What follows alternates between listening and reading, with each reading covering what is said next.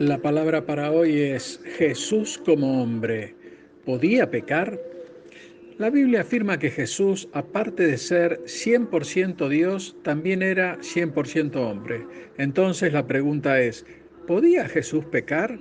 Y aquí se podría pensar que como Él era un hombre igual a nosotros, entonces Él podría haber pecado.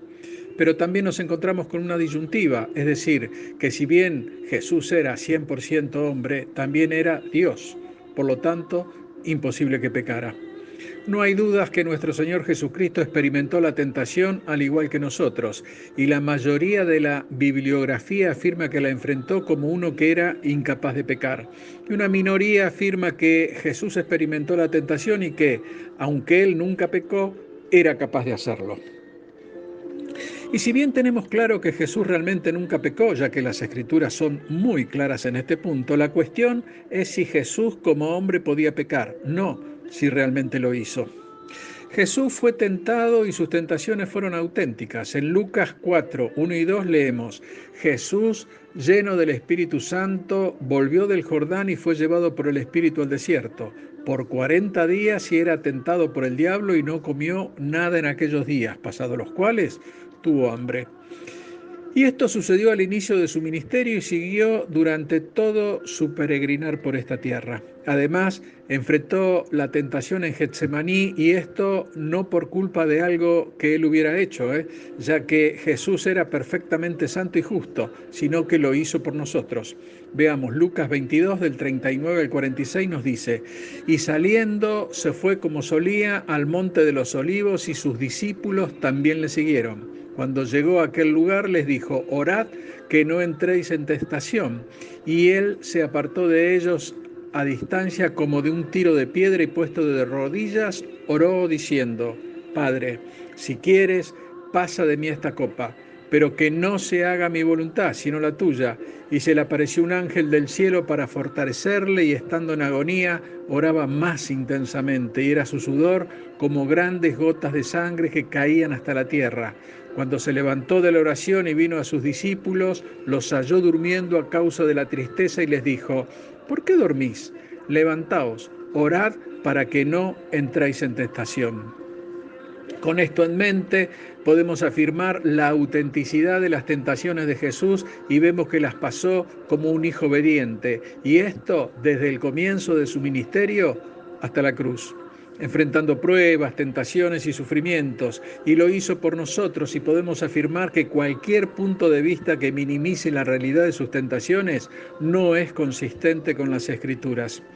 Entonces, ya estamos en condiciones de afirmar la realidad de las tentaciones de Cristo, pero nosotros debemos tener en cuenta que las tentaciones de Jesús no fueron iguales a las nuestras en todos los aspectos. Y esto más allá de que Jesús es como nosotros, también es totalmente único y sus tentaciones reflejan este hecho.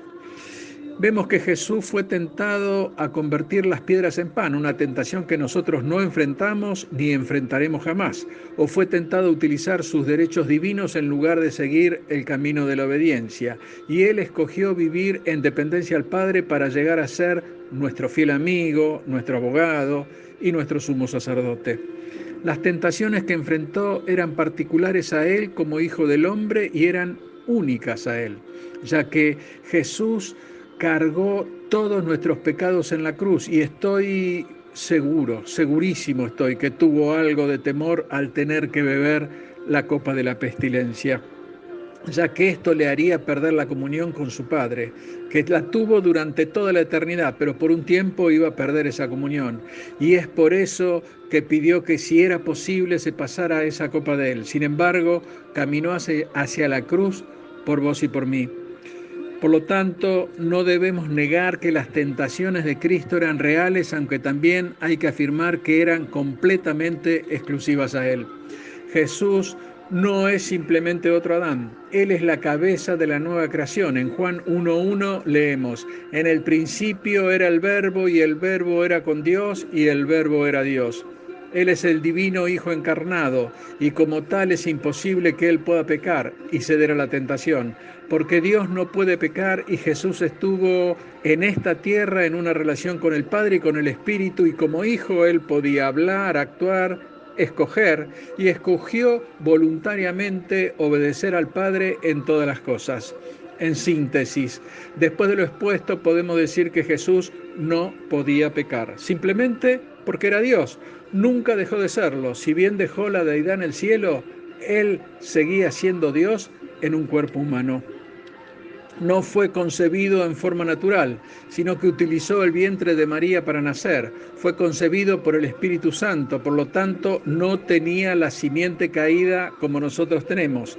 Podemos ver en Génesis 5:3 que nos dice, y vivió Adán 130 años y engendró un hijo a su semejanza, conforme a su imagen, y este fue Set, y de ahí venimos todos nosotros, con esta simiente caída, la de Adán.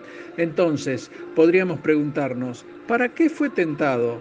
Y la respuesta es para pasar por todo lo que nosotros pasamos, absolutamente todo, y por haberlo pasado, tiene la experiencia, vivida como hombre, para poder darnos la salida. Miremos lo que le dijo a los discípulos en Getsemaní, en Mateo 26, 40 y 41.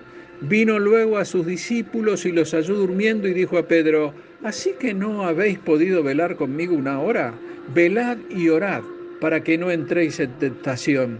El espíritu a la verdad está dispuesto, pero la carne es débil. ¡Qué bendición! Cada uno de nosotros tiene debilidades, pero se nos da una vía de escape. La palabra de Dios dice que nos será difícil vencer la tentación, incluso imposible, pero que sí podemos evitarla. La vía de escape es la que Jesús nos indicó: velad y orad.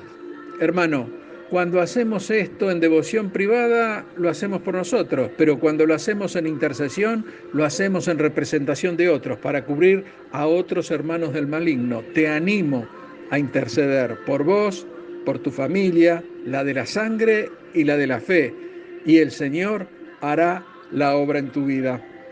Dios te bendice. Amén.